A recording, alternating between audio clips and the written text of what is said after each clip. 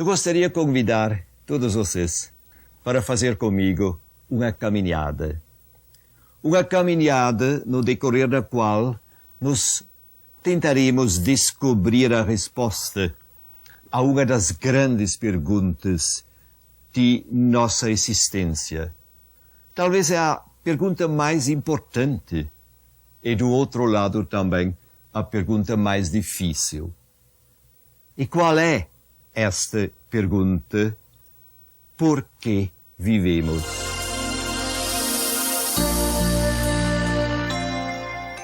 Qual é o sentido de nosso ser? O será que a nossa existência realmente tem sentido?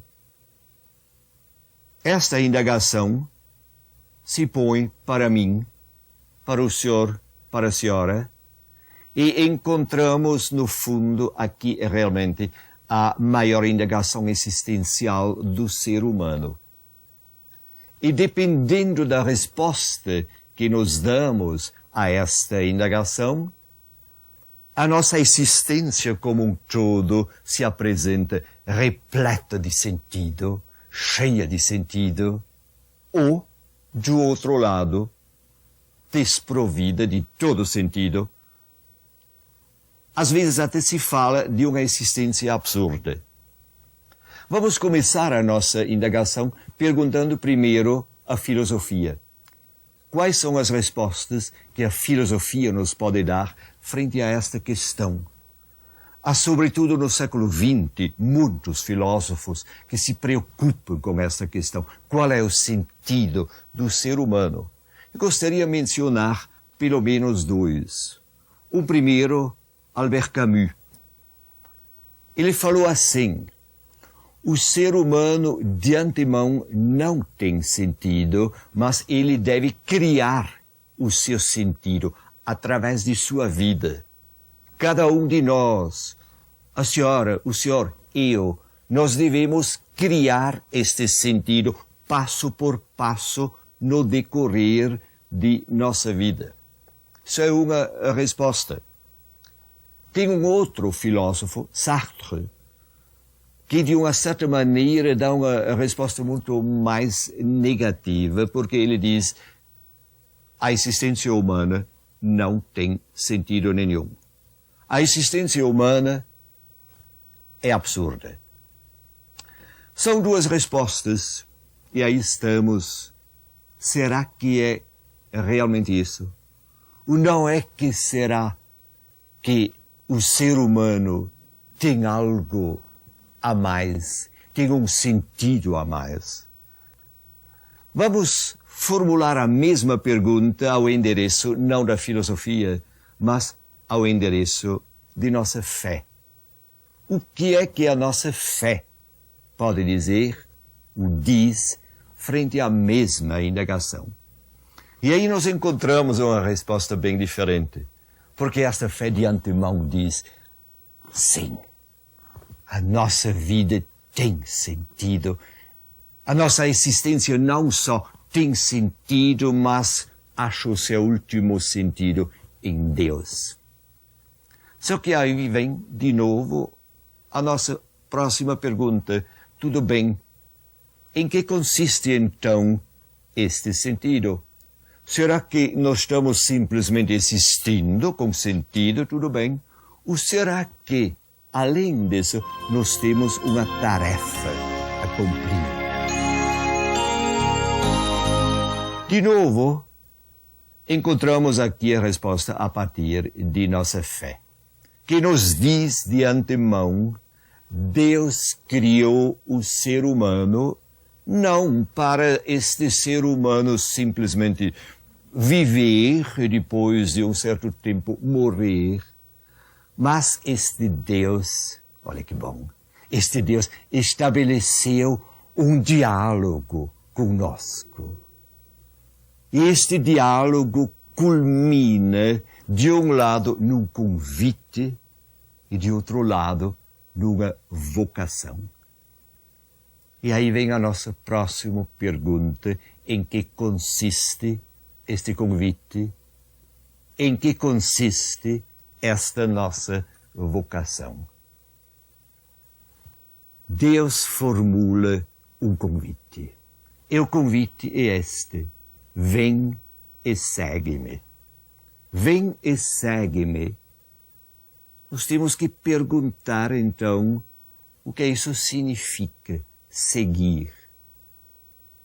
E a vocação é: concretize exatamente este seguir. A nossa pergunta é, então, esta: em que consiste a concretização desta vocação?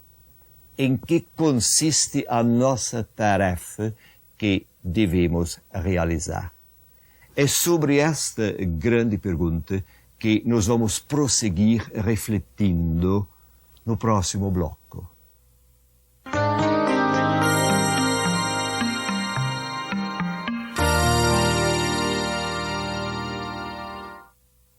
Aqui estamos de volta com esta nossa busca daquilo que é uma coisa absolutamente essencial: descobrir qual é o sentido de nosso ser.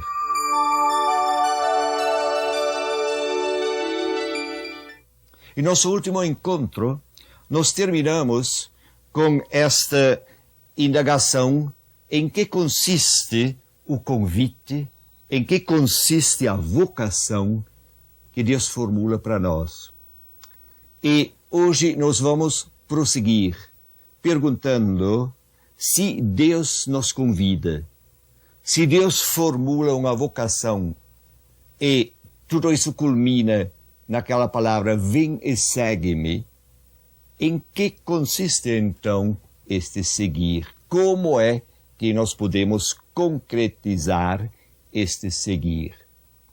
Quando nós olhamos assim, podemos dizer de antemão há basicamente dois caminhos, dois modelos, ou como se diz às vezes, dois paradigmas a partir dos quais nós podemos concretizar esta vocação a seguir.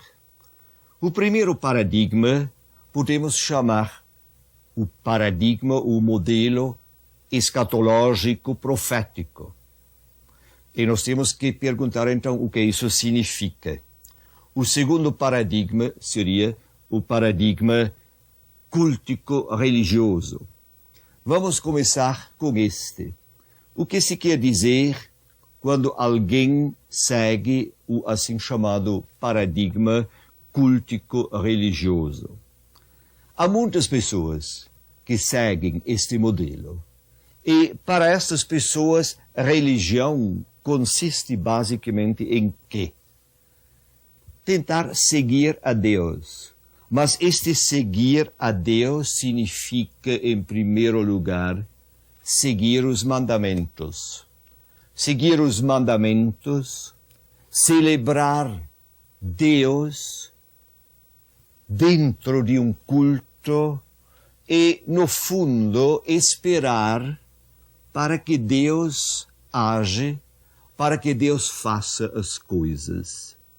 Nós podemos chamar esta maneira de realizar a sua concepção religiosa de o paradigma cultico-religioso. Existe um outro paradigma que eu mencionei, o paradigma profético-escatológico. No centro desta concepção há a mesma preocupação: como é que nós podemos realizar este seguir a Deus? Só que a resposta aqui é diferente.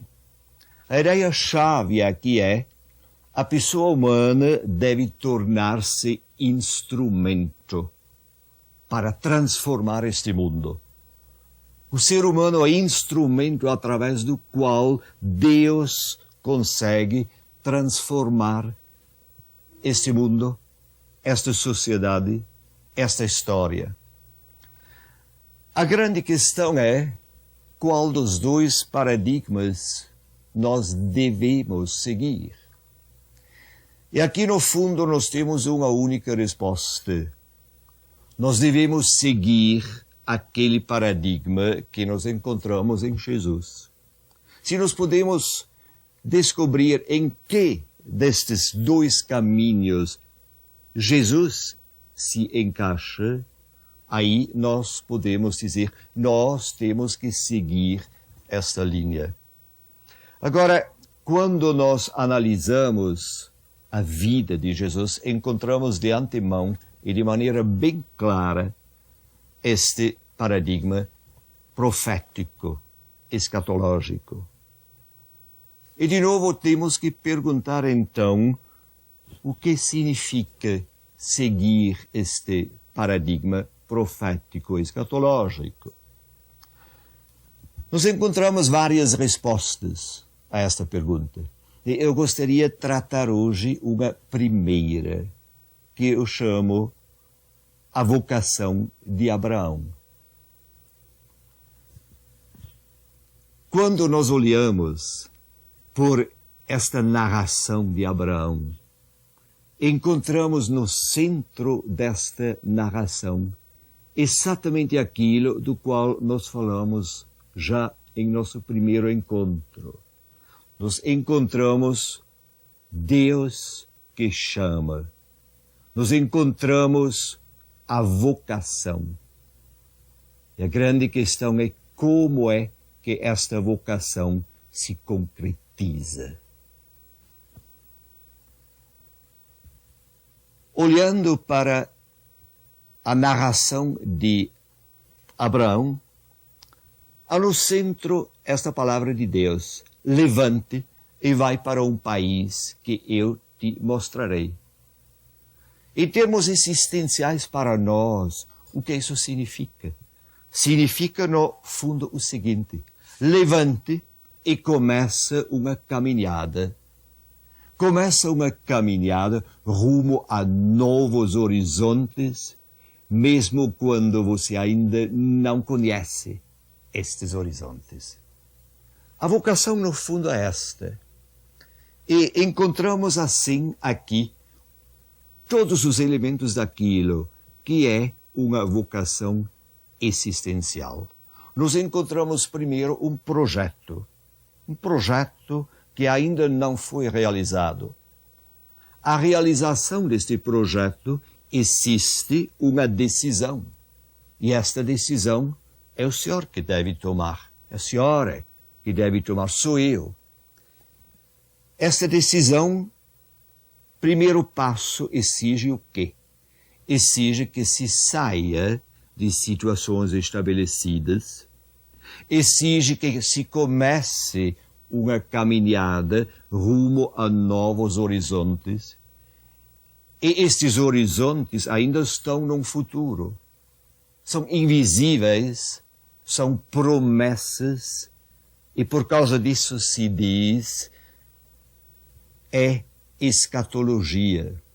É um momento que ainda não se realizou, mas rumo ao qual, ou em direção do qual, nós estamos caminhando. Esta caminhada exige de nós coragem, ela exige uma certa criatividade e ela exige esperança. E sobre esta esperança nós vamos conversar em nosso próximo encontro.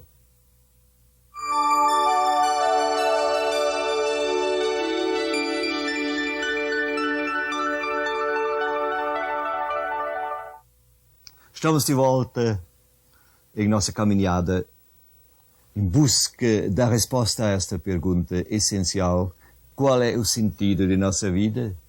Onde é que nós encontramos este sentido?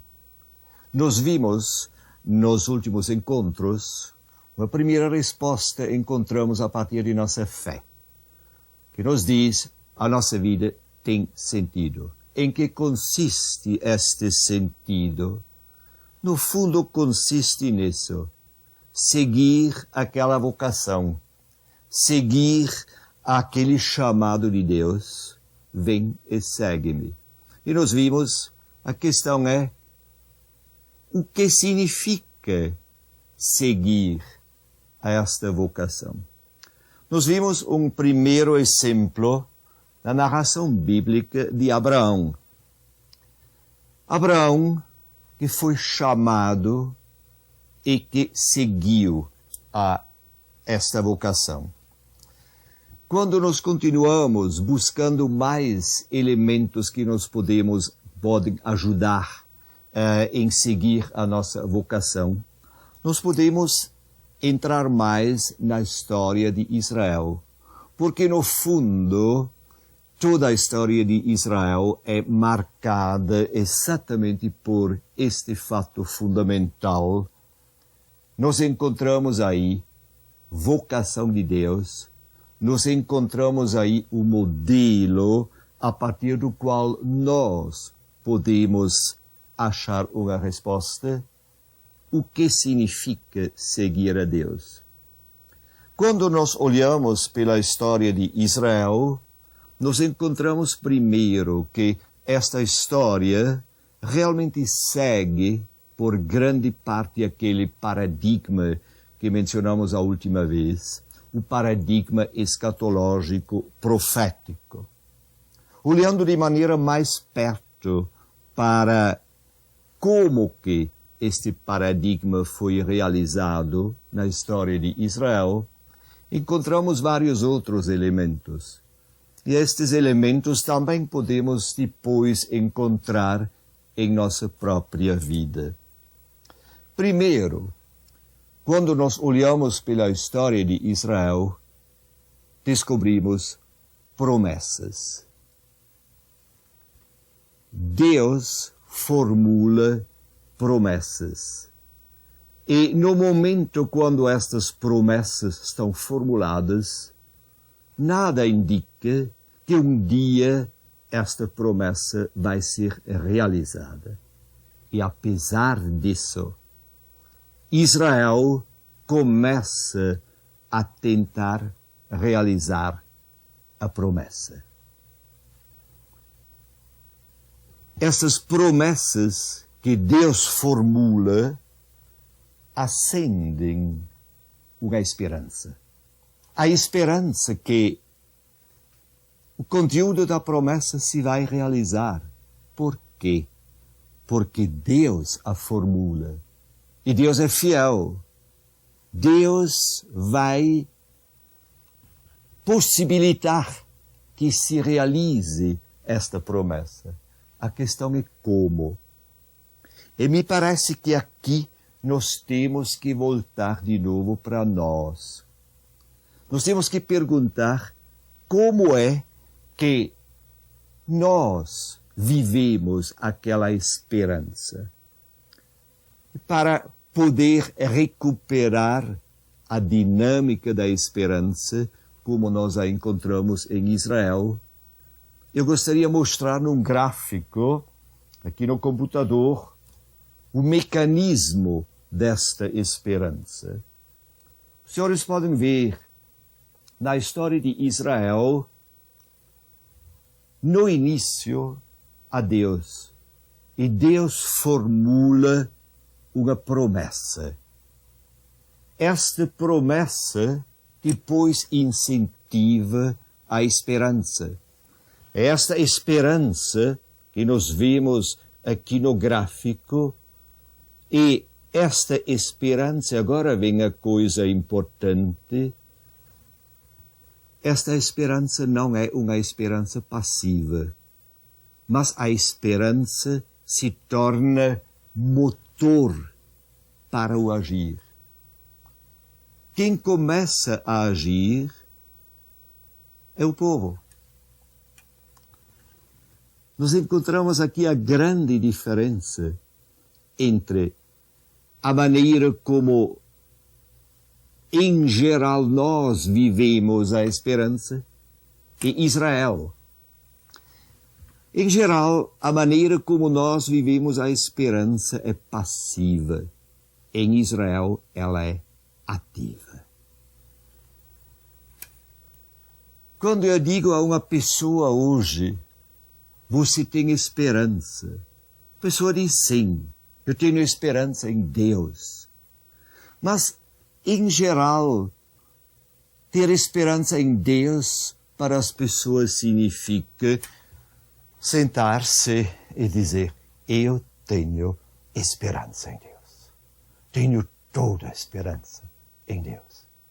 E as pessoas estão tendo esperança em Deus e não fazem nada. Esperam que Deus realize as coisas.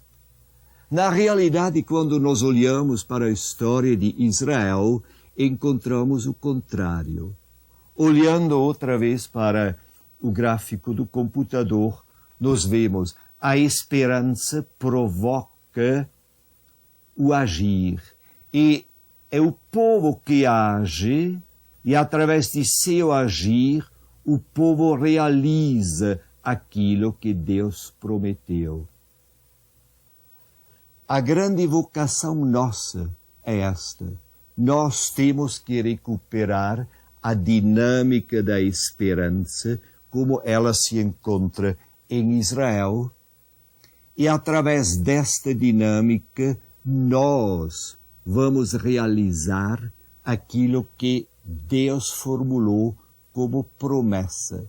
E as grandes promessas de Deus são um novo futuro, são novos horizontes que se abrem, assim como nós já o descobrimos na narração de Abraão.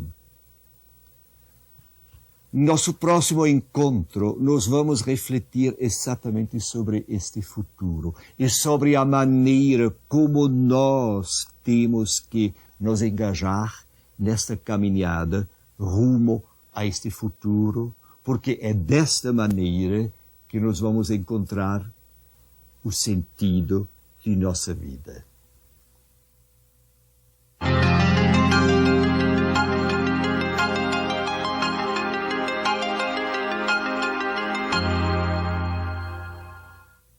Continuando a nossa reflexão, a nossa caminhada, em torno daquela questão como é que nós podemos achar o sentido, o verdadeiro sentido de nossa vida. Nós refletimos, em nossos últimos encontros, sobre este fato que a pessoa humana acha o sentido de sua vida na medida que ela se encaixa dentro do projeto dinâmico de Deus.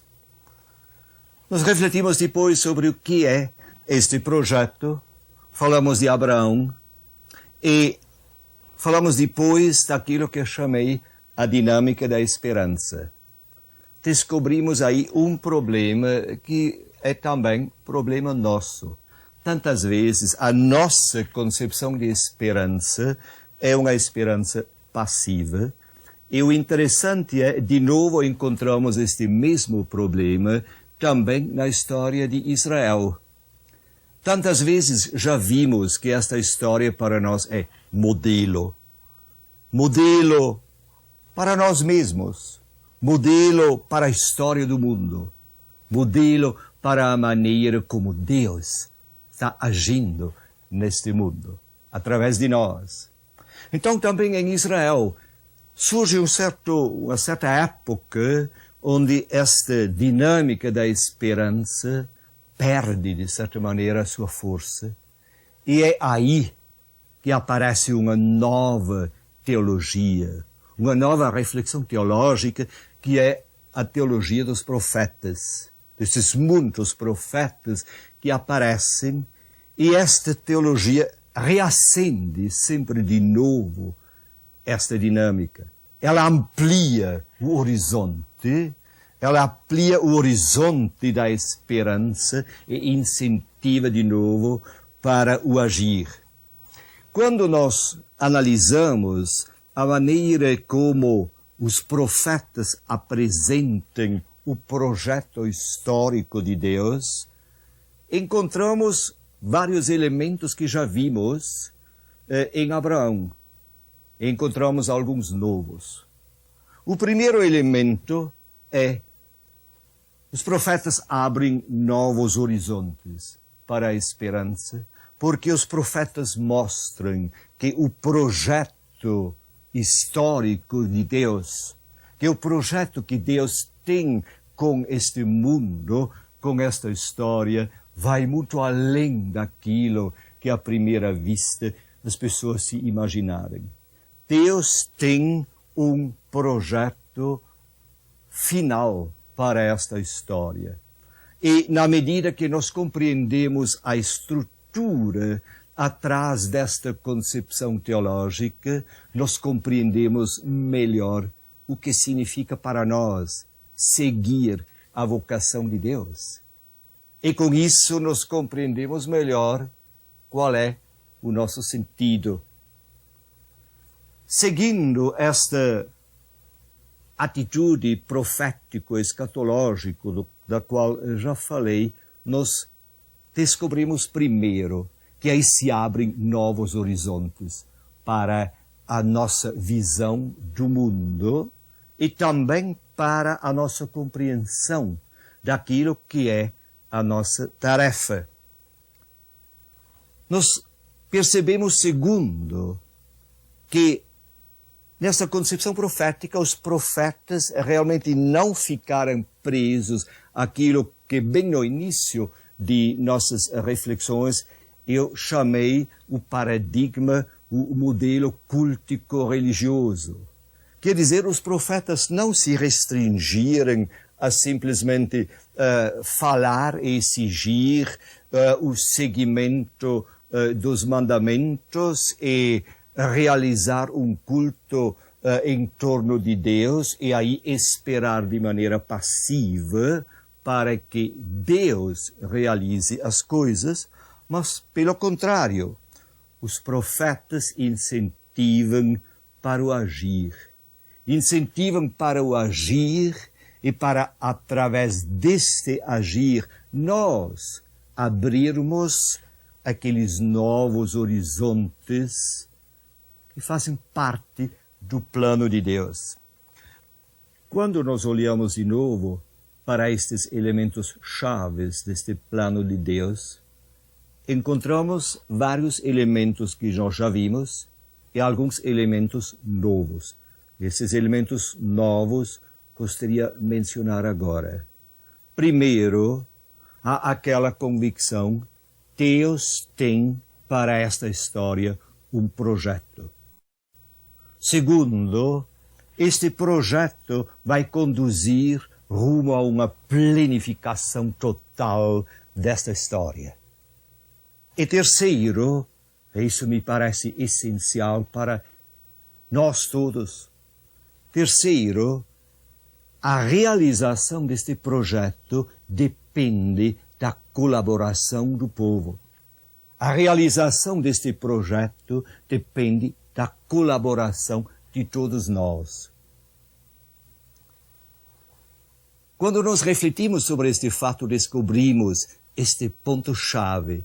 Deus não quer realizar os seus planos sozinho. Deus chama a nós para nós colaborarmos na realização deste plano. Os profetas apresentam tudo isso através de uma visão dinâmica que, de novo, podemos apresentar através de um gráfico. Dentro da visão profética, o tempo histórico está correndo e no decorrer deste tempo histórico que os planos de Deus se realizam cada vez mais. Passo por passo, no decorrer da história, se realiza aquilo que Deus imagina. E agora vem o ponto-chave: esta realização se faz através de nosso trabalho. Deus chama a nós para nós realizarmos, passo por passo, no decorrer da história, aquilo que Deus imagina. Encontramos aqui um dos elementos mais importantes, chaves, daquilo que é o projeto escatológico de Deus, daquilo que é a nossa vocação e, no fundo, daquilo que é a nossa tarefa dentro deste mundo.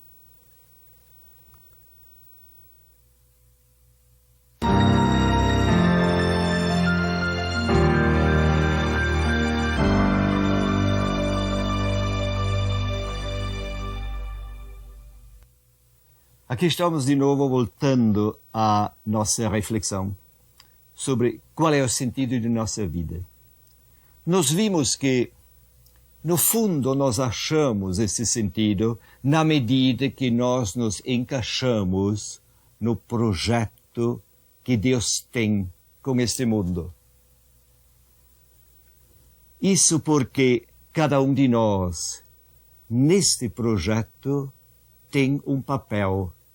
Cada um de nós deve encaixar-se neste projeto realizando aquele papel e, na medida que realiza isso, nós descobriremos o sentido de nossa existência. Só que agora vem o problema, neste encaixar-se no projeto de Deus, aparecem crises. Aparece o desespero, aparece a falta de esperança. Exatamente para isso também na história de Israel temos tantos exemplos. Nós vimos já um primeiro exemplo onde a esperança se tornou passiva e aí surgiram os profetas que ampliaram de novo esta esperança. Aí surgiu esta primeira grande teologia da história, que vê a história como um processo rumo a um novo futuro. Por mais de 400 anos, este modelo era o grande modelo da história. Mas, finalmente, entrou também em crise. Entrou em crise numa certa constelação histórica que se chama o exílio, que era, no fundo, uma grande catástrofe histórica. E aí surgiu de novo a grande pergunta, mas será que a coisa é assim? Será que nós realmente podemos colaborar com Deus na realização deste plano, na realização de um futuro melhor? Nessa situação de crise, onde a esperança do povo estava no perigo de se perder, ou de novo se tornar uma esperança passiva, é dentro desta situação histórica que surge uma nova visão teológica, que são os apocalipses. Os apocalipses surgem mesmo numa situação onde estamos no perigo de perder aquela dinâmica da esperança da qual falamos. E a teologia apocalíptica consegue manter a esperança. Consegue não só manter a esperança, mas incentivar esta esperança para que ela, de novo, se possa tornar ativa. Só que há uma grande diferença entre a concepção da história, como ela foi apresentada pelos profetas, e a concepção como os apocalipses apresentem a concepção da história. Nós podemos ver isso olhando para este gráfico.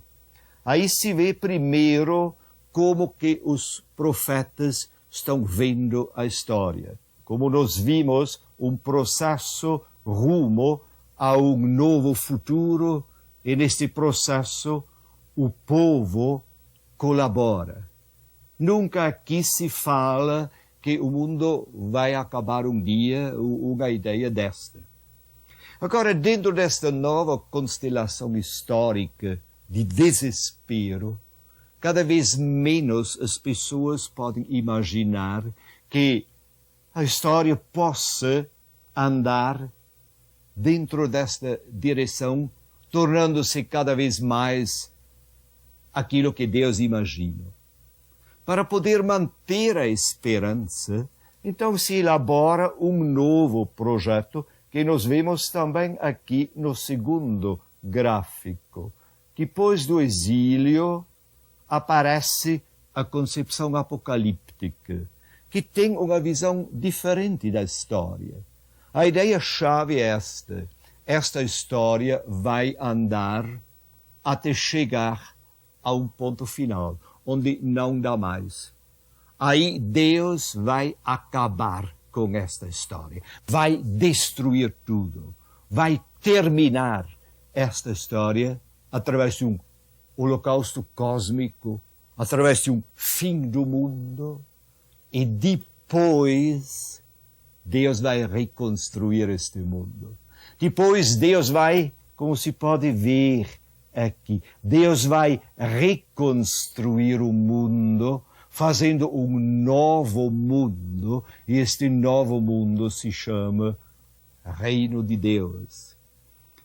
O primeiro livro bíblico que mostra pela primeira vez esta concepção é o livro de Daniel.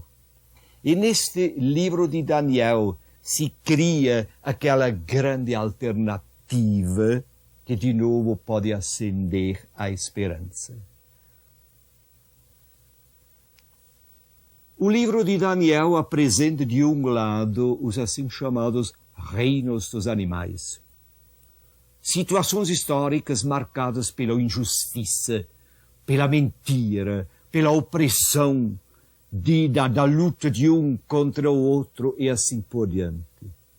Em oposição a estes animais, o livro apresenta o reino de Deus. Este reino de Deus se torna a grande alternativa de Deus contra estes reinos dos animais.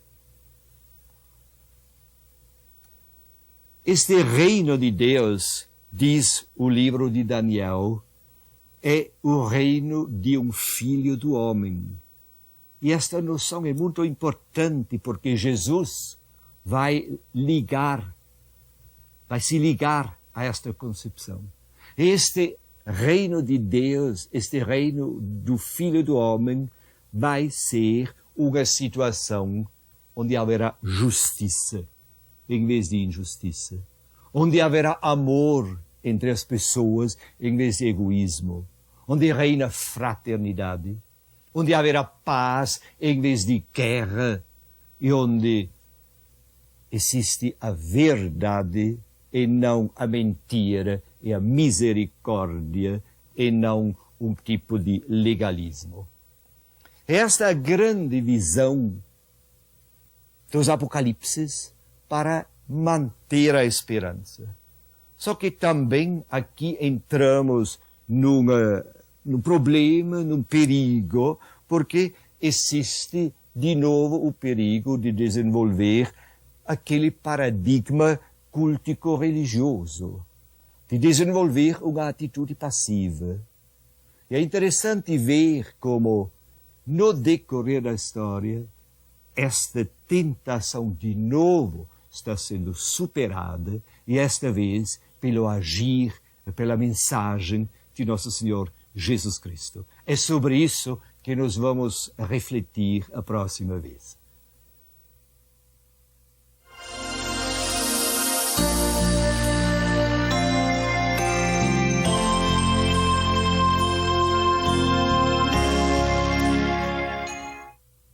Aí estamos voltando à nossa pergunta: como é que nós podemos encaixar-nos dentro do projeto que Deus tem com esta história?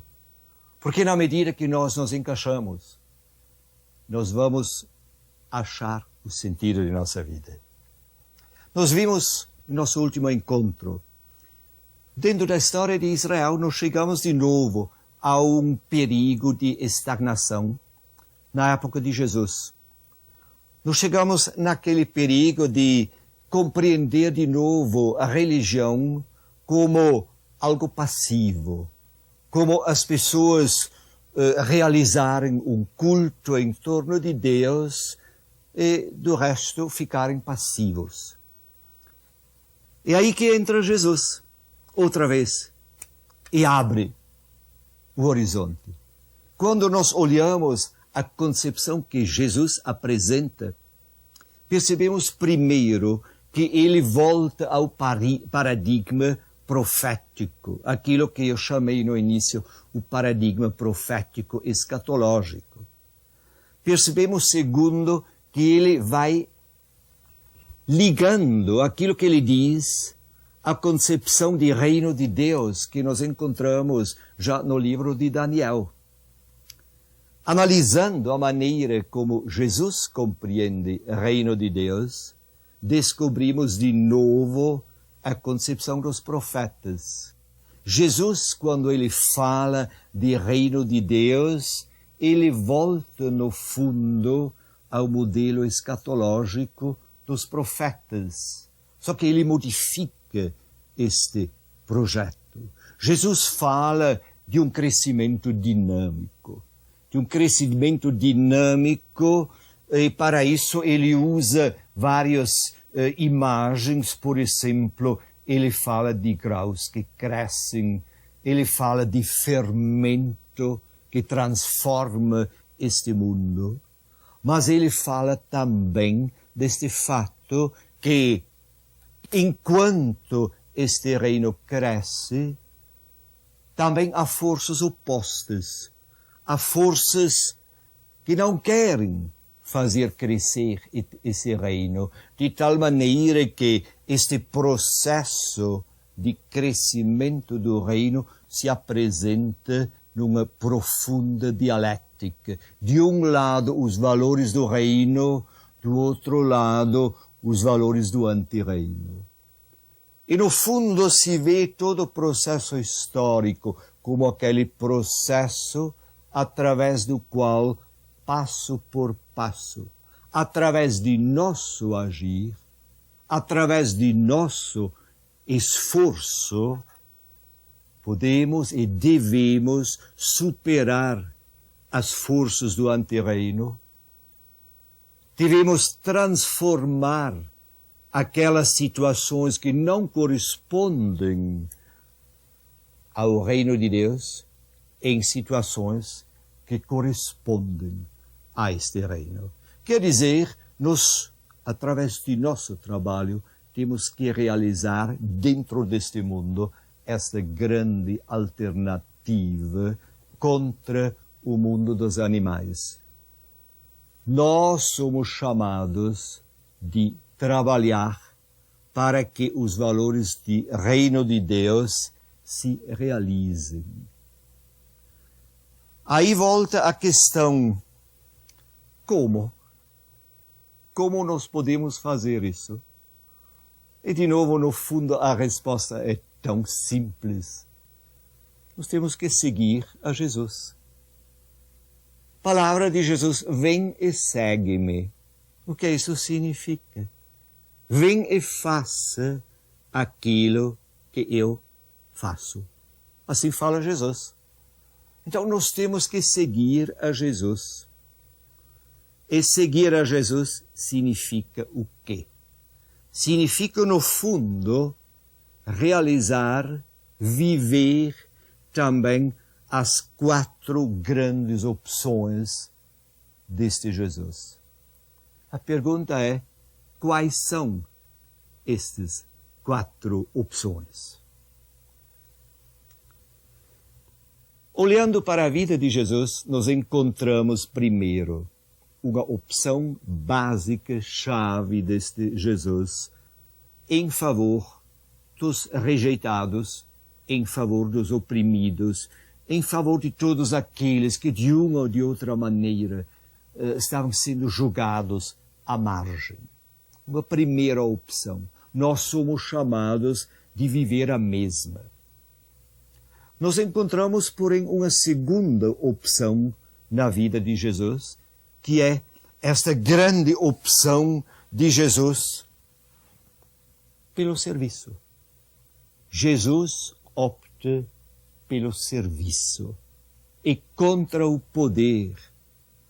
No fundo, aqui nós encontramos uma opção de vida que é difícil de realizar, talvez mais difícil para nós do que a primeira. Mas realizando esta opção, nós estamos seguindo aquilo que Jesus fez. A terceira grande opção de Jesus, a opção pela misericórdia. Numa época que estava marcada por um legalismo acentuado, Jesus opta pela misericórdia e não pelo legalismo. E, finalmente, a quarta grande opção, a opção pela vida. Grande palavra de Jesus. Eu veio para que eles tenham a vida e tenham esta vida em abundância. A nossa grande opção, no fundo, é esta. A nossa grande vocação é esta. Nós temos que realizar estas mesmas opções que Jesus realizou. E vivendo estas opções, nós estamos caminhando rumo àquelas novas horizontes, rumo àquele futuro novo, rumo a um futuro que ainda está invisível, que é a grande promessa escatológica. Na medida que nós nos engajamos neste projeto, nós seguimos a vocação de Deus e, naquela medida, nós realizamos o sentido de nossa vida.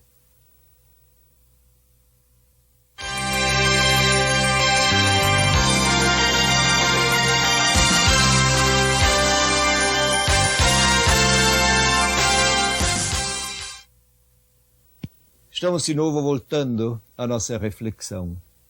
Qual é a nossa tarefa, através da qual achamos o sentido de nossa vida? Nós vimos em nosso último encontro que, na medida que nós nos encaixamos nas grandes opções de Jesus, nós estamos seguindo aquilo que este Jesus fez. E na medida que nós seguimos a Jesus, nós realizamos o sentido de nossa vida. Lembrando as 4 opções de vida deste Jesus. A primeira opção, a opção pelos rejeitados, pobres, marginalizados. A segunda opção, a opção pelo serviço. Terceira opção, opção pela misericórdia. E a quarta opção, a opção pela vida. Na medida que nós nos encaixamos nesta mesma linha de ação, nós trabalhamos para que o reino de Deus se realize e aí estamos realizando a nossa vocação. Só que aí vem um problema. Nesse trabalho, num certo momento, chegamos a um limite. Neste processo de fazer valer os valores do reino de Deus, neste processo de, passo por passo, transformar tudo aquilo que é oposto ao reino de Deus em valores de reino, neste processo nós chegamos a um limite, mas nós simplesmente não podemos fazer. Só que aqui vem outra vez a grande boa nova de nossa fé, que diz, quando você não consegue mais, quando você chega ao seu limite, aí Deus assume. Aí Deus vai planificar aquilo que nós conseguimos. De tal maneira que fica bem claro, nós nunca seremos capazes de realizar o reino de Deus. Isso é obra de Deus. Nós podemos contribuir, nós podemos ajudar nesta construção e nesta contribuição nós chegamos a um limite. Aí Deus assume e planifica, e esta planificação da história é a realização da última finalidade daquilo que é toda a história deste mundo. Reino de Deus em plenitude. Para este processo, aliás, nós temos um modelo maravilhoso em nossa missa. Vamos refletir 2 minutos sobre o que acontece em nossa missa e como isso, no fundo, reflete todo o processo da construção do reino de Deus. Em nossa missa nós temos 3 momentos.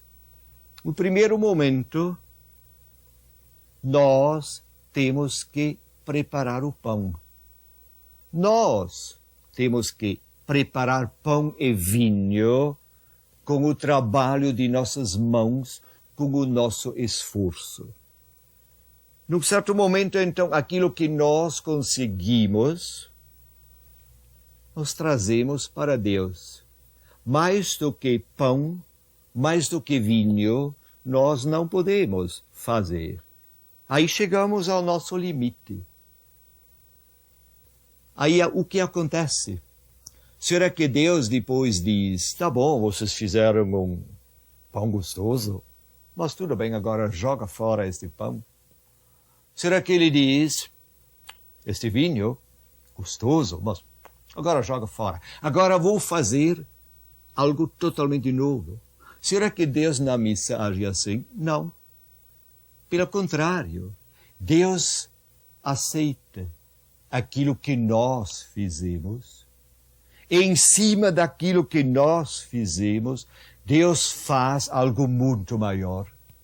Algo que ninguém de nós pode realizar. Deus transforma este trabalho de nossas mãos em algo que vai além de tudo aquilo que nós podemos imaginar. Deus transforma este pão no seu corpo, transforma este vinho no seu sangue. Isso só Deus pode. Mas Ele faz isso em cima daquilo que nós fizemos. Deus, para assim dizer, planifica aquilo que nós conseguimos. Assim como Deus age na missa, Ele age também dentro do processo histórico. Nós, com o trabalho de nossas mãos, somos chamados de transformar este mundo para que este mundo corresponda mais aos valores do reino de Deus. Quando nós chegamos ao limite, Deus assume e planifica. Mas aí vem ainda o terceiro momento da missa. Deus não transforma este pão em seu corpo, este vinho em seu sangue, para depois dizer, está vendo? Viu? O que eu fiz, a coisa de vocês não vale, não. Deus planifica aquilo que nós fizemos para devolver a nós. Olha, é para vocês. Comem, bebem.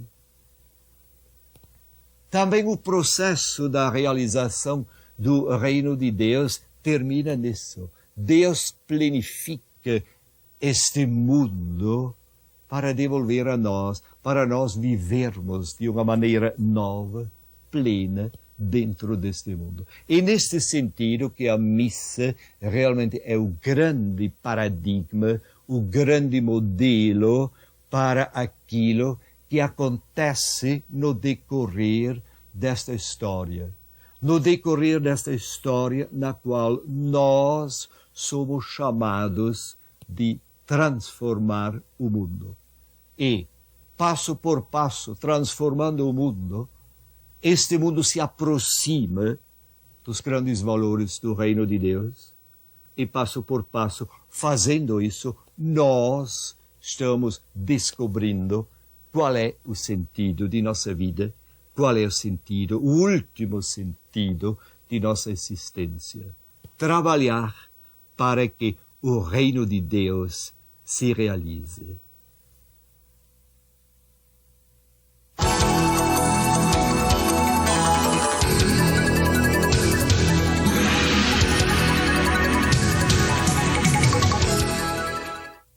Aqui estamos de novo, refletindo sobre o grande tema do reino de Deus, refletindo sobre o grande projeto de Deus e refletindo sobre a nossa ação, o nosso agir dentro deste projeto.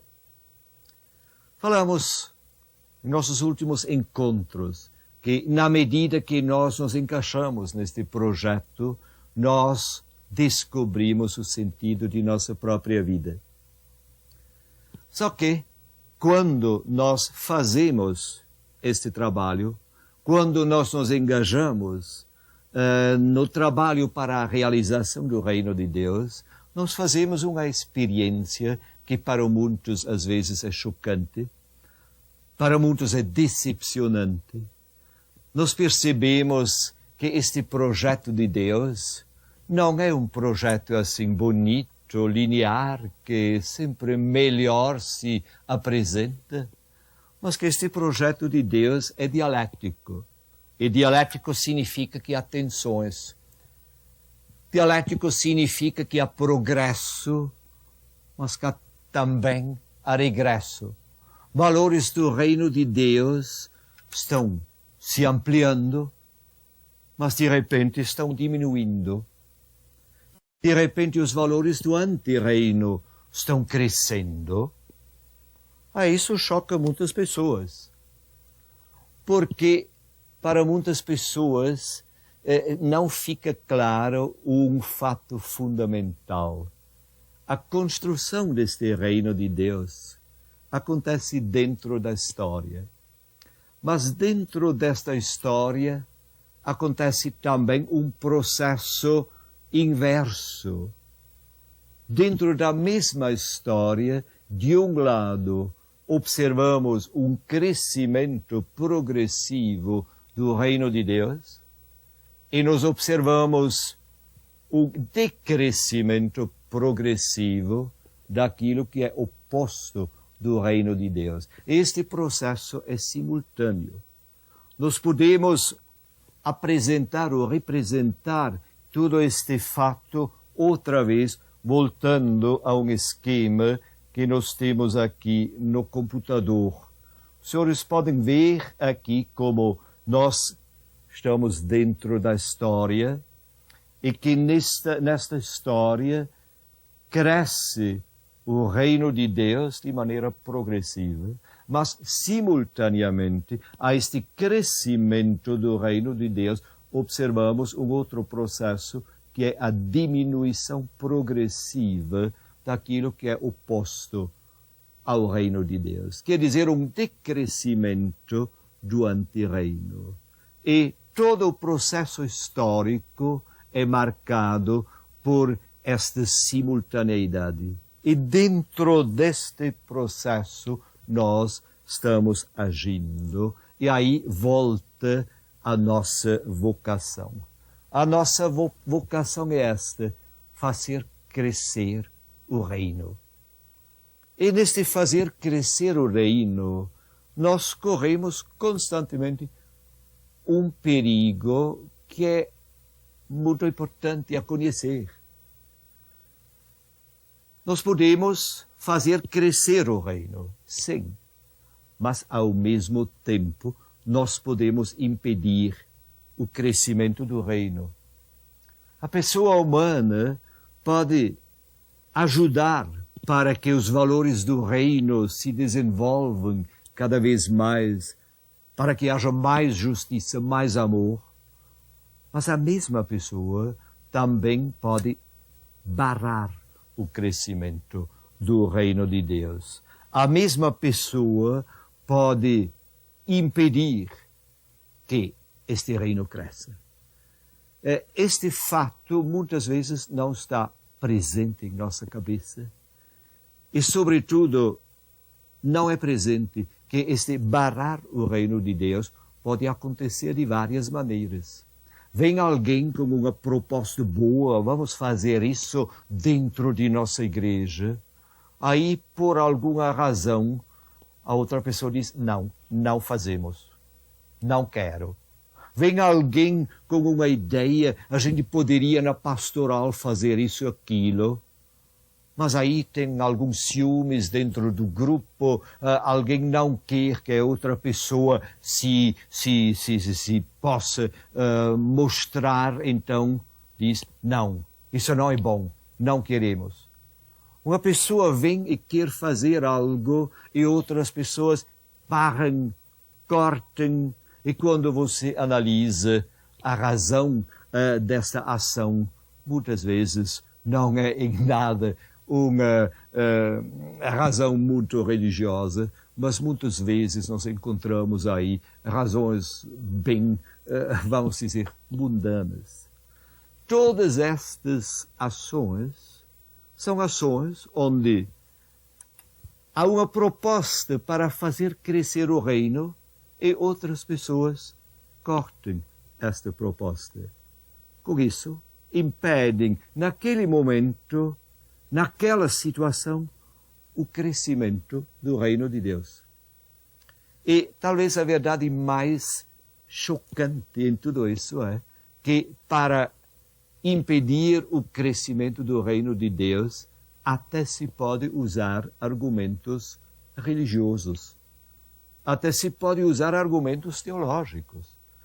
Nós temos o exemplo típico para isso sempre choca a mim. Nós temos o exemplo típico desta situação na época de Jesus. Jesus vem com esta grande proposta. O reino de Deus está próximo. Convida a todos de participar desta construção. E aí vem a instituição, vem o templo e corta. E não quer encaixar-se nesta caminhada. Aí vem pessoas que até com argumentos religiosos cortam. O grande problema é que tantas vezes nós não percebemos esta possibilidade. E nós temos que perceber isso. Resultado desta nossa reflexão, nós temos que aprender a discernir. Nós temos que aprender a discernir, será que o meu agir faz crescer o reino? Ou será que o meu agir impede o crescimento do reino? E fazendo isso, na medida que nós nos tornamos capazes de realmente discernir em nosso próprio agir, em que medida eu estou trabalhando para a construção do reino de Deus, em que medida não, nós fazemos mais um passo nesta caminhada na descoberta de nosso próprio sentido.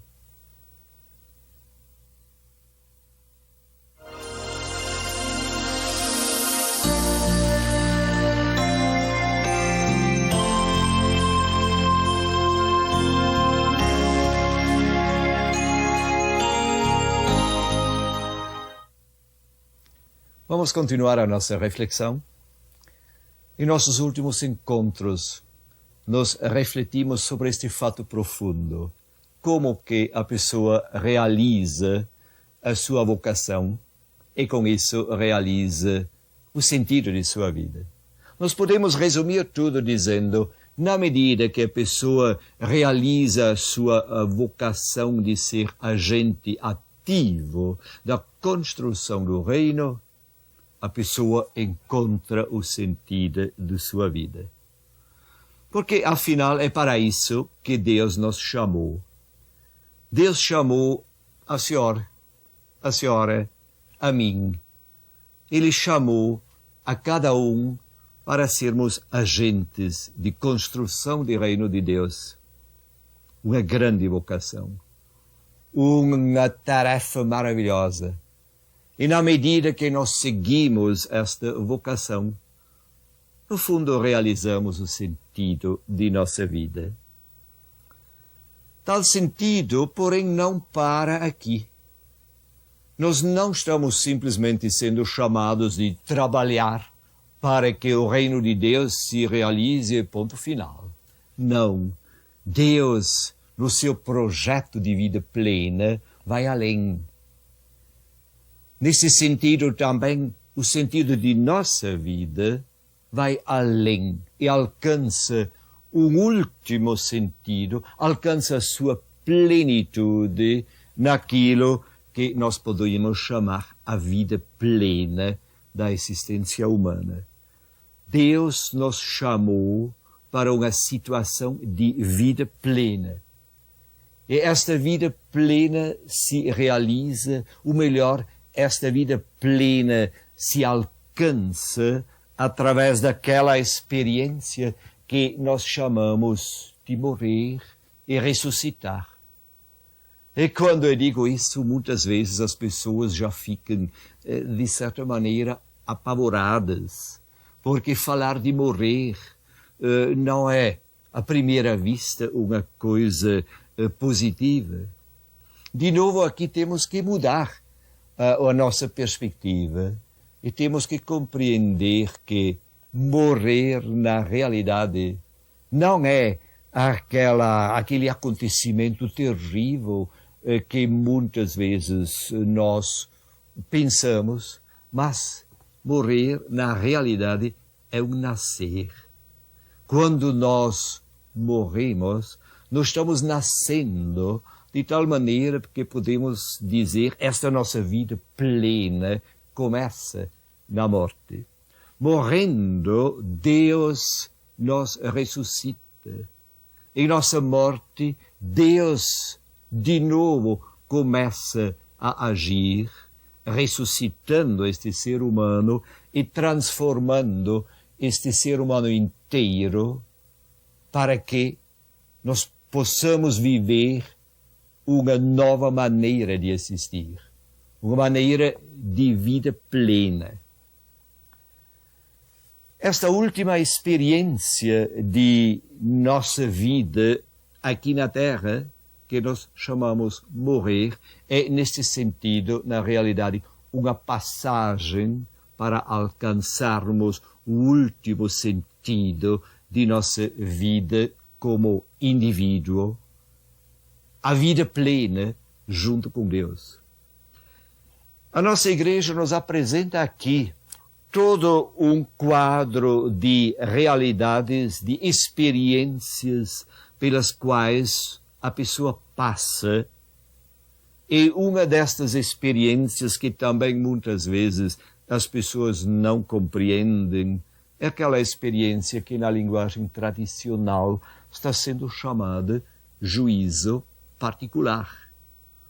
Vamos então, pelo menos um momento, refletir sobre o que é este juízo particular. Juízo particular, para tantas pessoas, algo que produz medo.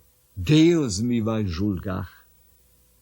Como é que, na realidade, nós temos que imaginar esta grande verdade que a nossa igreja nos apresenta sob este nome? Imagina o seguinte: a pessoa na sua morte se encontra com Deus pela primeira vez, pessoa a pessoa.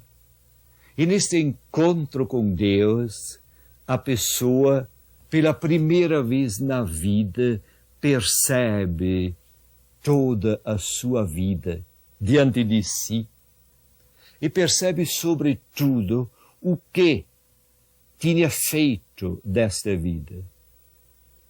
E percebe agora em que medida esta vida vivida corresponde aos parâmetros de Deus, em que medida não corresponde.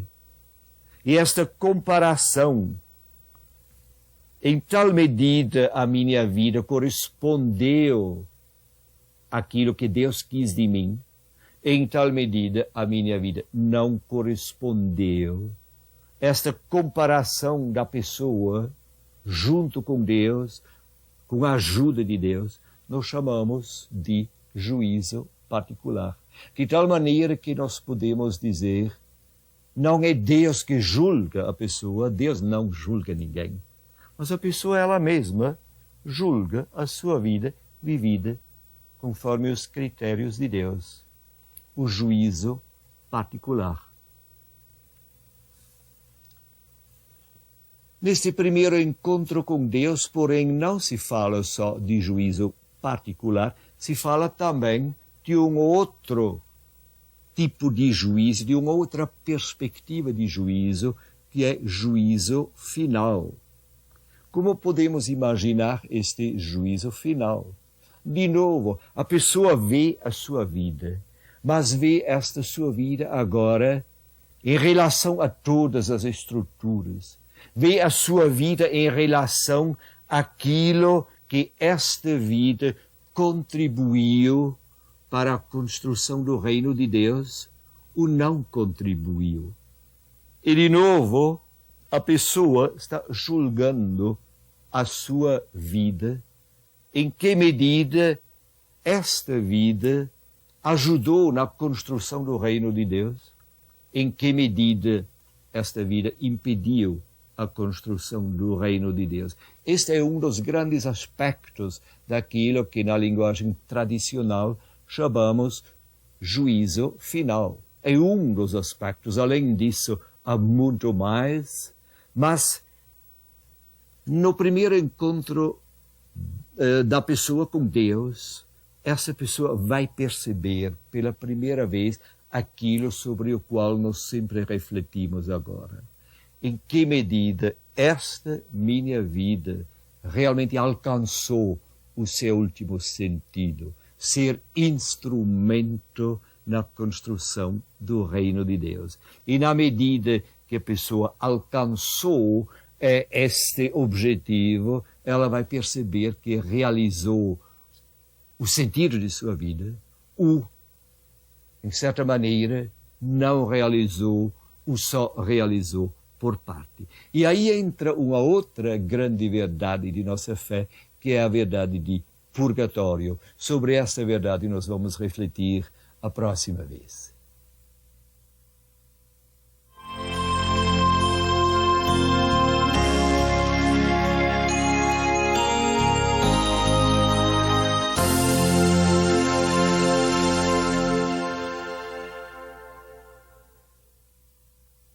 Nós refletimos muito nesses nossos encontros sobre o destino do ser humano, sobre como achar o sentido e sobre a grande vocação que Deus formulou e formula para todos nós.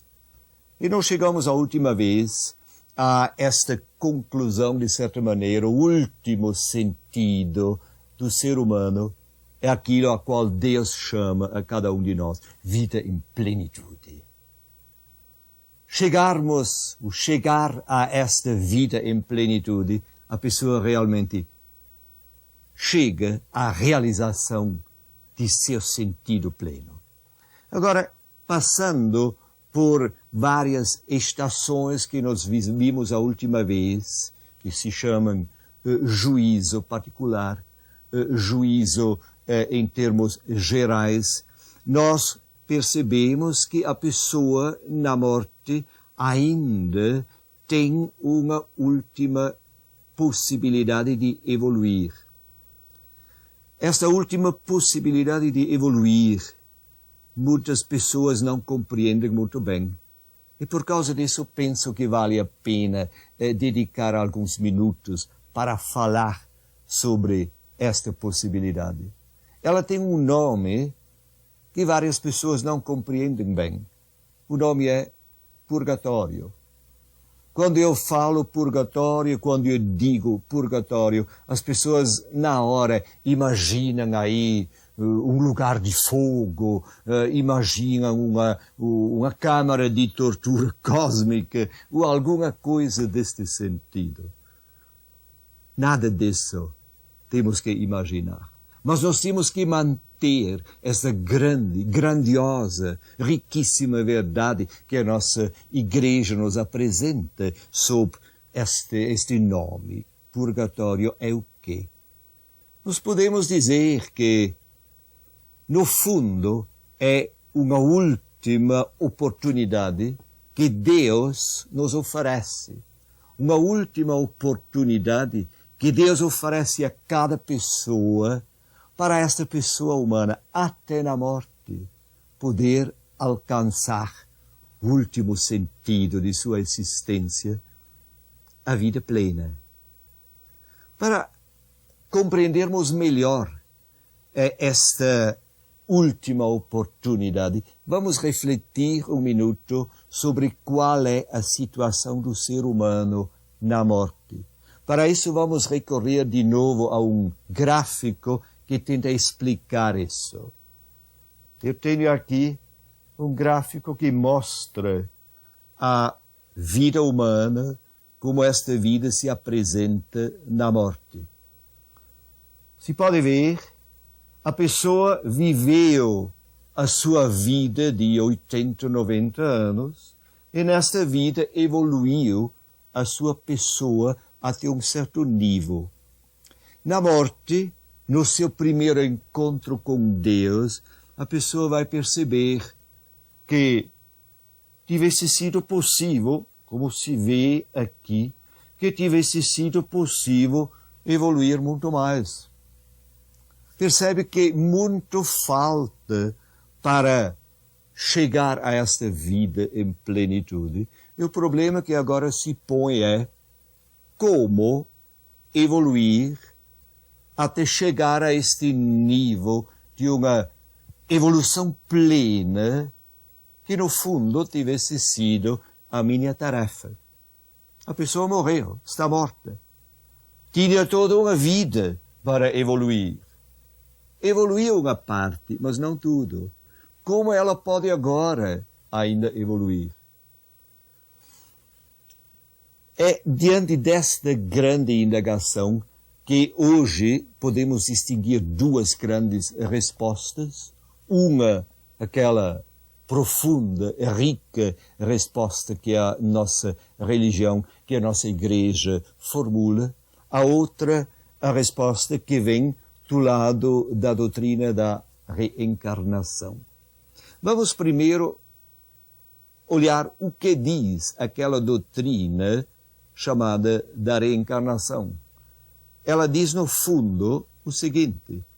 Ela diz, a pessoa na morte realmente não evoluiu o bastante. Ela percebe que falta ainda muita evolução. Então, ela deve evoluir mais. Só que morreu. Então, como é que agora pode evoluir mais? Única possibilidade, tem que voltar e viver mais uma vivência. E nessa segunda vivência, evoluindo, limpando o seu karma, pode evoluir. Nesta morte, depois da segunda vivência, vai perceber, evoluiu, mas não o bastante. Então fazer o quê? Ainda falta. Fazer o quê? Tem que voltar. Viver uma terceira, uma quarta, uma quinta, uma sexta e assim por diante, até finalmente chegar ao nível de evolução que deveria ser alcançado. É esta, no fundo, a ideia que a doutrina da reencarnação nos apresenta. E muitas pessoas se deixam convencer por esta concepção. Muitas pessoas se deixam convencer porque talvez nem conhecem que a doutrina de nossa igreja nos apresenta uma proposta muito mais rica, muito mais ampla. O nome desta proposta talvez não é mais compreendido hoje, é purgatório. Mas o conteúdo é de uma incrível riqueza. O que diz a nossa igreja? Ela diz, na morte a pessoa de fato percebe que não evoluiu o bastante. Mas o que acontece então? Deus oferece a esta pessoa na morte uma última possibilidade de evolução e de conversão. A pessoa na morte pode evoluir junto com Deus. Deus oferece isso a qualquer pessoa, a cada um de nós. Na medida que a pessoa aceita esta proposta de Deus, a pessoa na morte pode evoluir. Este aceitar talvez é difícil. Este aceitar pode doer, como fogo, porque a pessoa no decorrer de sua vida talvez se fechou tanto que agora é difícil converter-se e abrir-se aos critérios de Deus.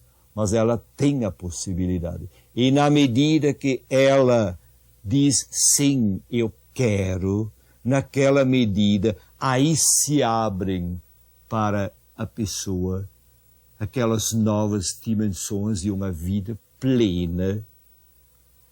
aquelas dimensões que nós chamamos céu, aquelas dimensões onde podemos dizer, aqui a pessoa alcançou o último e definitivo destino de toda a sua existência. Vida plena em Deus, céu.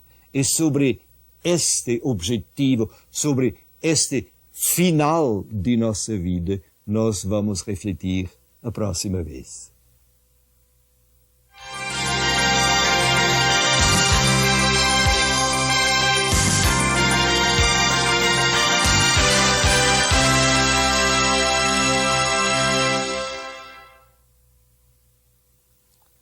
Fizemos uma longa caminhada.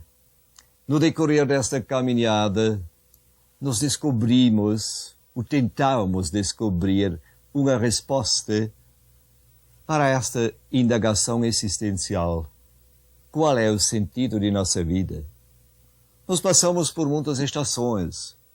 Vimos a filosofia que diz, não tem sentido. Vimos a resposta de nossa fé, que diz, vida é algo que tem um profundo sentido em Deus. Vimos depois como é que nos realizamos este sentido, engajando-nos no grande projeto histórico que Deus tem, que se chama Reino de Deus. E vimos que para chegar à plenitude da vida, nós, cada um de nós, como indivíduo, passa por todo um processo que tem várias estações e que nós podemos resumir naquela grande e maravilhosa noção, ressurreição. Deus nos ressuscita e esta ressurreição é o passo através do qual nós chegamos ao nosso último destino como pessoa. Aí vem a pergunta, mas como imaginar, então, este último destino, a qual nós damos o nome de salvação, a qual nós damos o nome de céu? Como imaginar este céu? Há uma palavra que, ao meu ver, resume de uma maneira explícita aquilo que céu é. Esta palavra é muito simples. Céu é vida em plenitude. Céu é a plenitude da vida em todas as dimensões. Só que aí vem de novo a pergunta, mas como posso imaginar esta plenitude da vida? Para isso, temos que outra vez lembrar o que é o ser humano. Cada um de nós tem muitas potencialidades. No decorrer de nossa vida, nós desenvolvemos certas destas potencialidades, mas muitas permanecem simplesmente potencialidades, nunca estão sendo desenvolvidas. Plenitude da vida deve significar o quê? Deve significar que toda pessoa agora é uma pessoa plena, uma pessoa que desenvolveu toda e qualquer uma de suas potencialidades, de tal maneira que nada mais fica potência. Tudo está presente, sendo vivido. Uma primeira característica daquilo que é vida em plenitude, daquilo que é céu. Nós podemos falar de uma outra característica. Vida em plenitude significa e nunca pode significar ficar sozinho. Vida em plenitude significa viver uma vida de comunhão e participação com outros seres. Vida em plenitude significa amor, e amor significa necessariamente entrar em comunhão e participação com outras pessoas. Vida em plenitude significa amar a Deus e significa viver este amor e viver a experiência não só de amar a Deus, mas de ser amado por Deus. Quando nós pensamos assim, vida em plenitude, céu, salvação, nós temos na hora também a resposta a uma pergunta que tantas e tantas pessoas já me formularam. Será que eu me vou encontrar com as pessoas que conheci na vida? Será que me vou encontrar com meus entes queridos? Claro que sim. Claro que você se vai encontrar com todas as pessoas que já na vida amou, e se vai encontrar com todas as outras, e vai aprender a amar estas pessoas. Às vezes, diante desta questão, eu costumo perguntar, amigo, será que você conhece esta história tão bonita de Romeu e Julieta? O que seria o céu para Romeu se não encontraria ali a sua Julieta? Então, o que seria o céu para uma pessoa que ama se não encontraria aí as pessoas que já amou na vida? É claro que nesta situação de vida plena, nós nos vamos encontrar com todas as pessoas que já amamos, nós nos vamos encontrar com nossos entes queridos e nós vamos nos encontrar com todas as outras pessoas também e vamos aprender a amar essas pessoas numa vida em plenitude. E tudo isso é um outro elemento daquilo que se chama céu. Há mais quando falamos de céu. Jesus Cristo, quando ele descreve céu, ele usa imagens de uma festa de casamento, de uma festa onde as pessoas estão felizes, de uma festa onde não há rejeição de ninguém, onde as pessoas aceitam uma a outra e que desta maneira vivem realmente aquela vida em plenitude. Tudo isso, uma outra imagem daquilo que é céu. E o cume de toda esta nossa experiência é, nós não vamos viver só uma vida de comunhão e participação plena entre todas as pessoas humanas, mas nós vamos viver uma vida junto com Deus, amados e amadas por Deus, num amor que ninguém pode imaginar, e nós vamos poder amar Deus numa êxtase de amor. Esta relação entre o ser humano e Deus, a Sagrada Escritura descreve numa imagem maravilhosa que eu gostaria de ler para os senhores e com a qual me parece nós podemos terminar esta nossa reflexão. Nós podemos ler dentro do Apocalipse de João um texto maravilhoso exatamente sobre este relacionamento homem-Deus. Diz o autor aqui, eis a tenda de Deus com os homens, ele habitará com eles serão o seu povo, e ele, Deus com eles, será o seu Deus. Ele enxugará toda lágrima dos seus olhos. Nunca mais haverá morte, nem luto, nem clamor, e nem dor, porque viu as coisas antigas já se foram. Este é o projeto que Deus tem para nós. Esta é a vida plena que Ele quer para nós. E nós podemos ter a grande esperança que nós vamos chegar a esta vida em plenitude.